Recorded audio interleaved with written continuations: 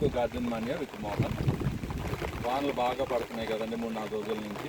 ఇంకేం రోజులు పడతాయో తెలియదు. బాగా వాటర్ పడటం వల్ల ఏమవుతుందంటే సాయిల్ ఎక్కువ వాటర్ ఉండిపోయి రూట్ రాట్ అయ్యే అవకాశం ఉంటుంది, వేరుకుళ్ళు వచ్చే అవకాశం ఉంటుంది. మీ కుండీలు ఏవైతే ఉన్నాయో వాటిని ఒక పక్కగా హైట్ పెట్టుకోండి.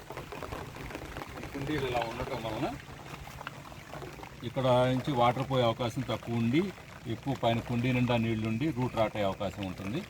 కాబట్టి మీకు ఎన్ని కుండీలు ఉన్నాయో ఆ కుండీలని ఏదన్నా రాయి కానీ ఏదైనా చిన్న ముక్క ఇటు కానీ పెట్టి ఇట్లా హైట్ చేసి ఇట్లా పెట్టండి. దీనివల్ల ఇక్కడ ఉన్న నీళ్లు పోయే హోల్స్ ఓపెన్గా ఉండటం వల్ల నీళ్లు తొందరగా పోయి మీకు మొక్క సేఫ్లో ఉంటుంది. ఎంత వాన పడినా కానీ నీళ్లు వెంటనే కారిపోతాయి కాబట్టి రూట్ రాట్ అయ్యే అవకాశం చాలా మటుకు తగ్గించవచ్చు.